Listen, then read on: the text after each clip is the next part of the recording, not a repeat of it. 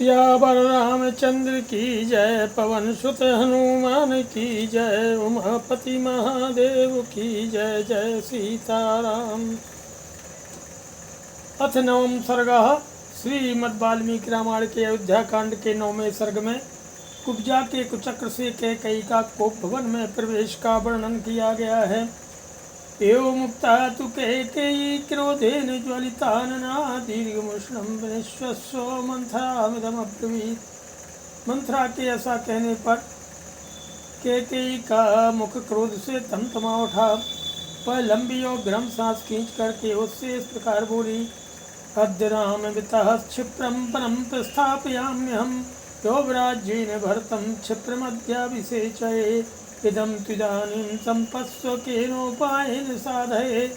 भरतः प्राप्नुयाद राज्यं न तु रामः कथंचनो। अरे कुब्जे, मैं श्री राम को शीघ्र ही यहाँ से वन में भेजूंगी और तुरंत ही युवराज के पद पर भरत का अभिषेक कराऊंगी। परंतु इस समय है तो सोचो कि किस उपाय से अपना अभिष साधन करूं, भरत को राज्य प्राप्त हो जाए और श्री राम उसे किसी तरह भी न पा सकें। यह काम कैसे बने।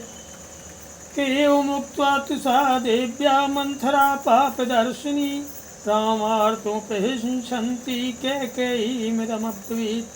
देवी कैकेयी के ऐसा कहने पर पाप का मार्ग दिखाने वाली मंथरा श्री राम के स्वार्थ पर कुठारघात करती हुई वहाँ कैकेयी से इस प्रकार बोली कि हन्तेदानीं प्रपश्यो त्वं कैकेयी श्रूयतां वचः यथा ते भरतो राज्यं पुत्रः प्राप्स्यति केवलम्। किं न स्मरसि कैकेयी स्मरन्ती वा निगूह्यसे। ॐ यदुच्यमानमात्मार्थं मत्तस्त्वं श्रोतुमिच्छसि। कहने लगी मंत्रा के हे कैकेयी नंदिनी, अच्छा अब देखो कि मैं क्या करती हूँ। तुम मेरी बात सुनो, जिससे केवल तुम्हारे पुत्र भरत ही राज्य प्राप्त करेंगे, श्री राम नहीं। कि कैकेयी, क्या तुम्हें स्मरण नहीं है या स्मरण होने पर भी मुझसे छिपा रही हो, जिसकी तुम मुझसे अनेक बार चर्चा करती रहती हो। अपने उसी प्रयोजन को तुम मुझसे सुनना चाहती हो, इसका क्या कारण है। मयोध्यामानं यदि ते श्रोतुं छन्दो विलासिनी श्रूयताम् अभिधास्यामि श्रुत्वा चैतद्विधीयताम्। हे विलासिनी, यदि मेरे ही मुख से सुनने के लिए तुम्हारा आग्रह है तो बताती हूँ, सुनो और सुनकर इसी के अनुसार कार्य करो। श्रुत्वैवं वचनं तस्या मंथरायास्तु कैकेयी किंचिदुत्थाय शयनात् स्वास्तीनादिमब्रवीत्। मंथरा का ये वचन सुन करके कैकेयी अच्छी तरह से बिछे हुए उस पलंग से कुछ उठ करके उससे यूँ बोली कि कथयस्व महमोपायं केनोपायेन मंथरे भरता प्राप्नुयाद राज्यं न तु रामः कथंचनो। अरे मंथरे, मुझसे वह उपाय बताओ, किस उपाय से भरत को तो राज्य मिल जाए किंतु श्री राम उसे किसी तरह नहीं पा सकें। एवं मुक्त्वा तदा देव्या मंथरा पापदर्शिनी रामार्थिमुपहिंसन्ति कैकेयीमिदमब्रवीत्। देवी कैकेयी के ऐसा कहने पर पाप का मार्ग दिखाने वाली मंथरा श्री राम के स्वार्थ पर कुठाराघात करती हुई उस समय कैकेयी से इस प्रकार बोली कि पुरा देवासुरे युद्धे सह राजर्षिभिपति अगच्छत त्वामुपादाय देवराज्यस्य साह्यकृत दुष्मास्थाय कैकेयी दक्षिणां दण्डकान् प्रति व्यजयन्तीमिति ख्यातं पुरं यत्र तिमिध्वजो शशम्बरिति ख्याता सतमायो महाशुरा ददौ शक्रस्य संग्रामं देवसंघैर्निर्जितः। देवी पूर्व काल की बात है कि देवासुर संग्राम के अवसर पर राजऋषियों के साथ तुम्हारे पतिदेव तुम्हें साथ लेकर के देवराज की सहायता करने के लिए गए हुए थे। हे कैकेयी राजकुमारी, दक्षिण दिशा में दंडकारण्य के भीतर वैजयंत नाम से विख्यात एक नगर है। जहाँ संबर नाम से सिद्ध एक महान असुर रहता था। वह अपनी ध्वजा में व्हेल मछली का चिन्ह धारण करता था और सैकड़ों मायाओं का जानकार था। देवताओं के समूह भी उससे पराजित नहीं कर पाते थे। तो एक बार उसने इंद्र के साथ युद्ध छेड़ दिया। तस्मन महति संग्रामे पुरुषान् क्षतविक्षतान् रात्रौ प्रसुप्तान् गिनन्ति स्मे तरसाम पाश्य राक्षसः। उस महान संग्राम में क्षत विक्षत हुए पुरुष जब रास्ते में थककर सो जाते, उस समय राक्षस उन्हें उनके बिस्तर से खींच ले जाते और मार डालते थे। तत्राकरोन्महायुद्धं राजा दशरथस्तदा असुरैश्च महाबाहु शस्त्रैश्च सकलीकृतः। उन दिनों महाबाहु राजा दशरथ ने भी वहाँ असुरों के साथ बड़ा भारी युद्ध किया। उस युद्ध में असुरों ने अपने अस्त्र शस्त्रों द्वारा उनके शरीर को जर्जर कर दिया। अप्रवाहितया देवी संग्रामन्यष्टचेतनः तत्रापि विक्षतः शस्त्रैः पतिस्ते रक्षितस्त्वया। हे देवी, जब राजा की चेतना लुप्त सी हो गई, उस समय सारथी का काम करती हुई तुमने अपने पति को रणभूमि से दूर हटाकर उनकी रक्षा की। जब वहाँ भी राक्षसों के शस्त्रों से वे घायल हो गए, तब तुमने पुनः वहाँ से अन्यत्र ले जाकर उनकी रक्षा की। तुष्टेन तेन दत्तौ ते द्वौ वरौ शुभ दर्शने स्वते उक्तः पतिर्देवी यच्चेक्षेयं तदा वरं गृणीयां तु तदा भर्तस्तथेत्युक्तं महात्मना अनभिज्ञायं देवी त्वयैव कथितं पुरा। हे शुभ दर्शने, इससे संतुष्ट होकर महाराज ने तुम्हें 2 वरदान देने को कहा। हे देवी, उस समय तुमने अपने पति से कहा, प्राणनाथ, जब मेरी इच्छा होगी तब मैं इन वरों को मांग लूँगी। उस समय उन महात्मा नरेश ने तथास्तु कहकर तुम्हारी बात मान ली थी। हे देवी, मैं इस कथा को नहीं जानती थी। पूर्व काल में तुम्ही ने मुझसे यह वृत्तांत कहा था। कथयिका तव तु स्नेहान् मनसाधारिते मया रामाभिषेक संभारान् निग्रह्य निवर्तयो। तब से तुम्हारे स्नेह बस में इस बात को मैं ही मन सदा याद रखती आई हूँ। तुम इन वरों के प्रभाव से स्वामी को वश में करके श्री राम के अभिषेक के आयोजन को पलट दो। तौ चया चस्तु भर्तारं भर्तस्याभिषेचनं प्रव्राजनं च रामस्य वर्षाणि च चतुर्दशो। तुम उन दोनों वरों को अपने स्वामी से मांगो। एक वर के द्वारा भरत का राज्याभिषेक और दूसरे के द्वारा श्री राम का 14 वर्ष तक का वनवास मांग लो। चतुर्दशी वर्षाणि रामे प्रव्राजते वनम प्रजाभावगत स्नेहा स्त्रा पुत्रो भविष्यति। जब श्री राम 14 वर्षों के लिए वन में चले जाएंगे, तब उतने समय में तुम्हारे पुत्र भरत समस्त प्रजा के हृदय में जो है अपने लिए स्नेह पैदा कर लेंगे और इस राज्य पर स्थिर हो जाएंगे। क्रोधागारं प्रविश्यादो क्रुद्धे वाशुपते सुते से स्वानन्ते तायां त्वं भूमौ मलिनवासिनी। अश्वपति कुमारी, तुम इस समय मैले वस्त्र पहन लो और कुप भवन में प्रवेश करके कुपित सी होकर के बिना बिस्तर के ही भूमि पर लेट जाओ। माँ स्मैनम प्रत्योदीक्षेया माँ चैनमविभासिता रुदन्ती पार्थवं दृष्ट्वा जगत्यां शोकलालसा। राजा, आपने तो उनकी ओर आंखें उठा करके न देखो और न उनसे कोई बात ही करो। महाराज को देखते ही रोती हुई शोकमग्न होकर धरती पर लौटने लगो। दयिता तुम सदा भर्तुरत्र में नास्ति संशयः त्वत्कृते च महाराजो विशेषदपि हुताशिनम्। इसमें तनिक भी संदेह नहीं कि तुम अपने पति को सदा ही बड़ी प्यारी रही हो। तुम्हारे लिए महाराज आग में भी प्रवेश कर सकते हैं। न त्वां क्रोधयितुं शक्तो न क्रुद्धां प्रत्युदीक्षितुं तव प्रियार्थं राजा तु प्राणपि परित्यजेत्। वे न तो तुम्हें कुपित कर सकते हैं और न कुपित अवस्था में तुम्हें देख सकते हैं। राजा दशरथ तुम्हारा प्रिय करने के लिए अपने प्राणों का भी त्याग कर सकते हैं। नाह्यति कं कृमितुं सक्तस्तव वाक्यं महीपति मंद स्वभावे बुद्धस्यो सौभाग्यबलमात्मनः। महाराज, तुम्हारी बात किसी तरह टाल नहीं सकते। हे मुग्धे, तुम अपने सौभाग्य के बल का स्मरण करो। मणिमुक्ता सुवर्णानि रत्नानि विविधानि च दद्याद दशरथो राजा माश्रुतेषु मनः कृतः।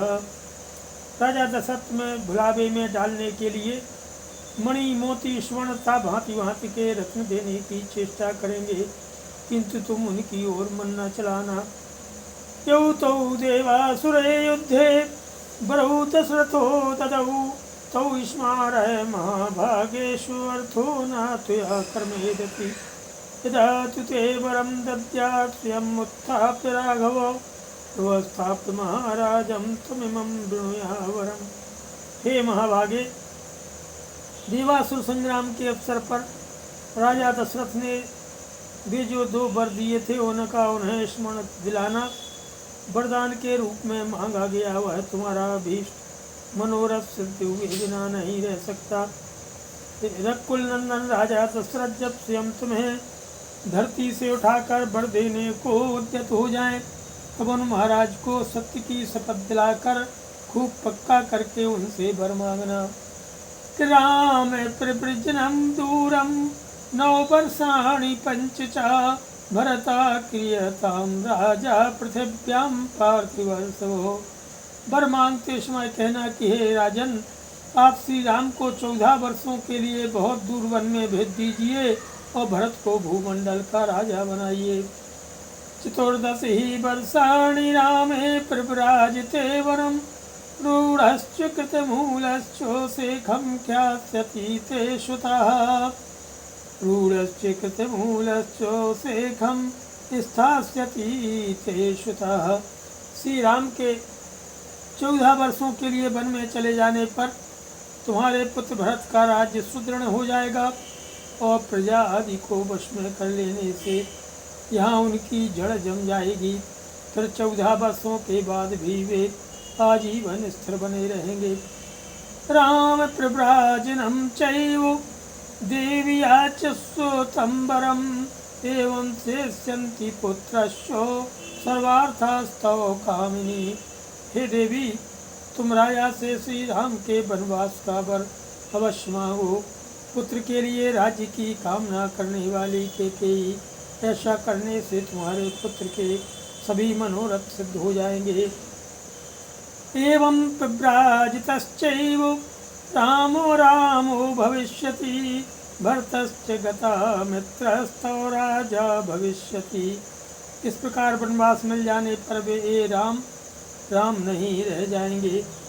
इनका आज जो प्रभाव है वह भविष्य में नहीं रह सकेगा और तुम्हारे भरत भी शत्रुहीन राजा होंगे। येन कालेन रामच्युपनात् प्रत्यागमिष्यति अंतर्बहिश्च पुत्रस्ते कृतमूलो भविष्यति। जिस समय श्री राम वन से लौटेंगे उस समय तक तुम्हारे पुत्र भरत भीतर और बाहर से भी दृढ़मूल हो जाएंगे। संगृहीत मनुष्यश्चोसुरद्भिः साकमात्मवान् प्राप्तिकालं तु मन्येऽहं राजानां भीतसादृशा। रामाभिषेक संकल्पान् निग्रह्य विनिवर्तयो। उनके बाद सैनिक बल का भी संग्रह हो जाएगा। जितेंद्रिय तो वे हैं ही, अपने सुहृदों के साथ रहकर दृढ़ मूल हो जाएंगे। इस समय मेरी मान्यता के अनुसार राजा को श्री राम से राज्याभिषेक के संकल्प से हटा देने का समय आ गया है।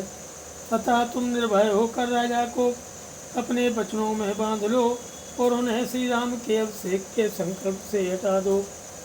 अनर्थमर्थ रूपेण ग्राहिता सा ततस्तया हृष्टा प्रतीता कैकेयी मंत्रामिदमब्रवीत्। सा हि वाक्येन कुब्जायाः किशोरी बोधपथं गता कैकेयी विस्मयं प्राप्य परम दर्शन। ऐसी बातें कह करके मंत्रा ने कैकेयी की बुद्धि में अनर्थ को ही अर्थ रूप में बता दिया और कैकेयी को उसकी बात पर विश्वास हो गया और वह मन ही मन बहुत प्रसन्न हुई। यद्यपि वह बहुत समझदार थी तो भी कुबरी के कहने से नादान बालिका की तरह कुमार्ग पर चली गई, अनुचित काम करने को तैयार हो गई। उसे मंत्रा की बुद्धि पर बड़ा आश्चर्य हुआ और वह उससे इस प्रकार बोली कि प्रज्ञां ते नावजानामि श्रेष्ठे श्रेष्ठा विधायिनी पृथिव्यामशी कुब्जानाम् उत्तमा बुद्धि निश्चये त्वमेव तु ममार्थेषु नित्ययुक्ता हितैषिणी। हित की बात बताने में कुशल कुब्जे, तू एक श्रेष्ठ स्त्री है। मैं तेरी बुद्धि की अवहेलना नहीं करूँगी। बुद्धि के द्वारा किसी कार्य का निश्चय करने में तू इस पृथ्वी पर सभी कुब्जाओं में उत्तम है। केवल तू ही मेरी हितैषिणी है और सदा सावधान रहकर मेरा कार्य सिद्ध करने में लगी रहती है। ना हम समाबुद्धेयं कुब्जे राज्ञश्चिकीर्षितं शन्ति दुस्संस्थिता कुब्जा बक्रा परम पापिका।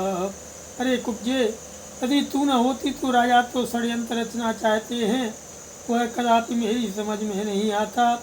तेरे सिवाय जितनी कुब्जाएँ हैं वे बेडौल शरीर वाली, टेढ़ी मेढ़ी और बड़ी पापनी होती हैं।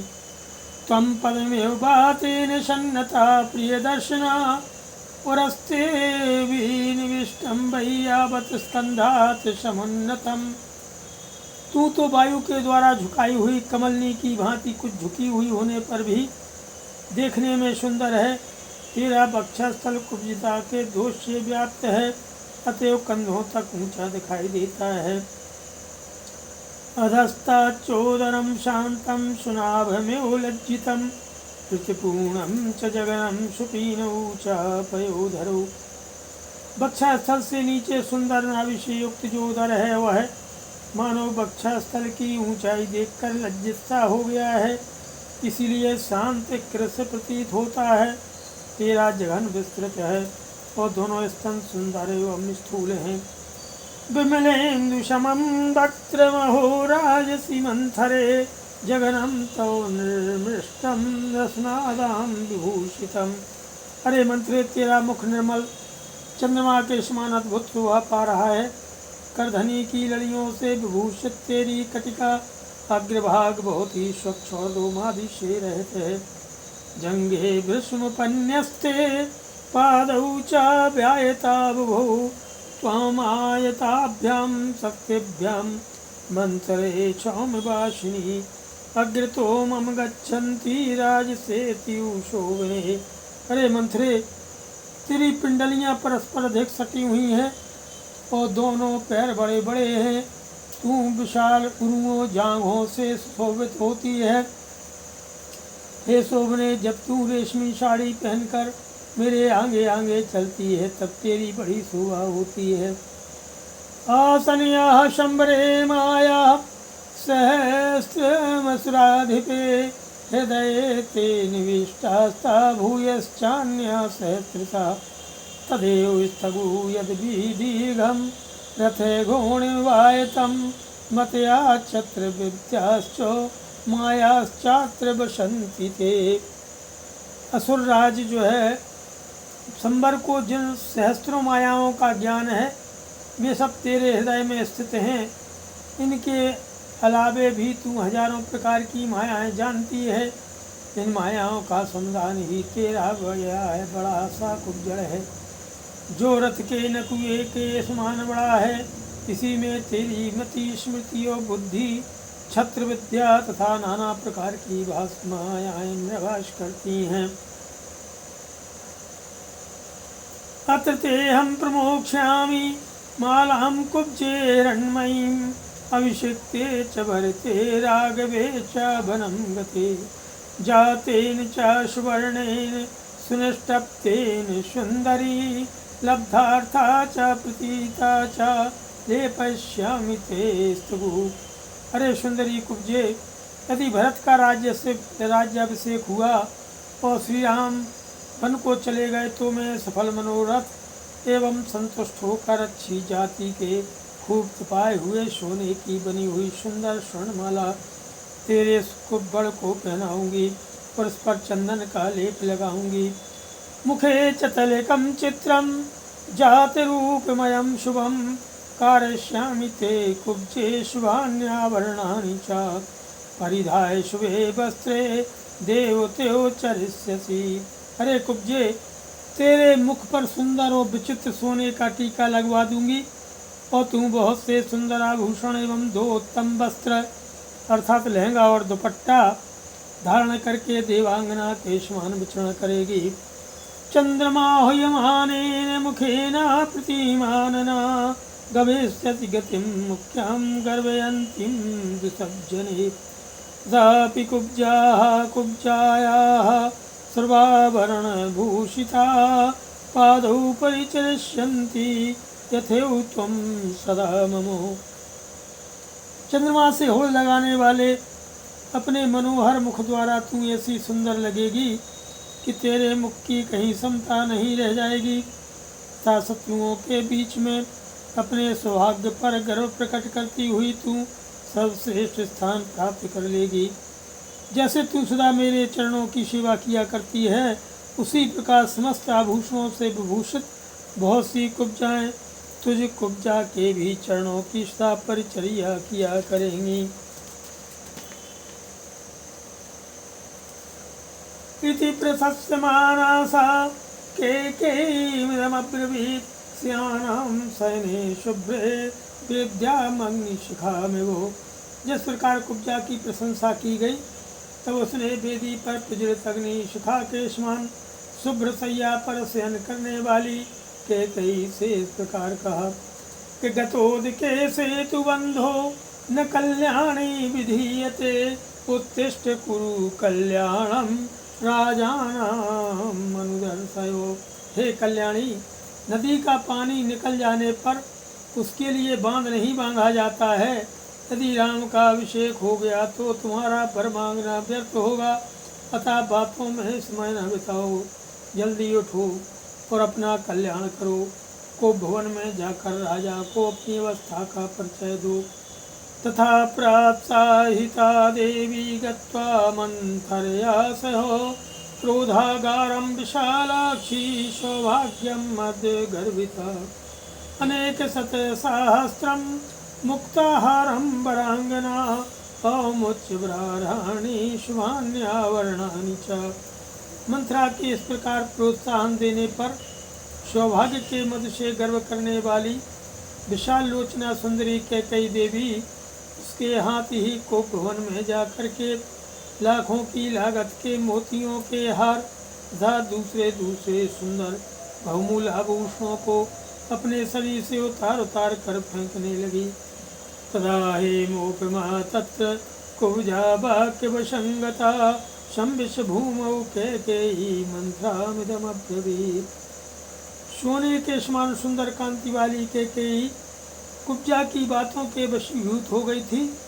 अतः वह धरती पर लेटकर मंथरा से इस प्रकार बोली कि हे वामां मृतां कुब्जे नृपाया वेदयिष्यसि वनं तु राघवे प्राप्ते भर्ता प्राप्यते क्षितिं सुवर्णेन मेहायर्थो न रत्नैः न च भोजनैः एकमे जीवतः शान्तो ग्रामो यद्यभिषिच्यते अथो पुनस्तां महिषीं महीक्षितो बचो विरत्यर्थ महापराक्रमैः उवाच कुब्जा भरतस्य मातरं हितं बचो राममुपेत्य चाहितम्। अरे कुब्जे, मुझे न तो सुवर्ण से न रत्नों से और न भांति भांति के भोजनों से कोई प्रयोजन है। यदि श्री राम का राज्याभिषेक हुआ तो यह मेरे जीवन का अंत होगा।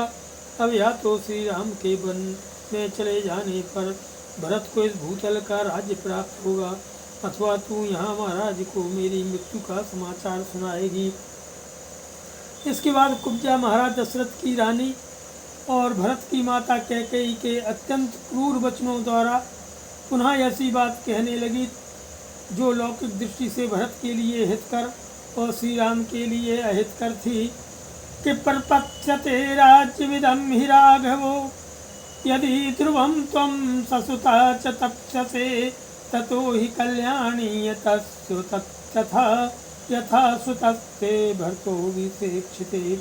हे कल्याणी, यदि श्री राम इस राज्य को प्राप्त कर लेंगे तो निश्चय ही अपने पुत्र भरत सहित तुम भारी संताप में पड़ जाओगी।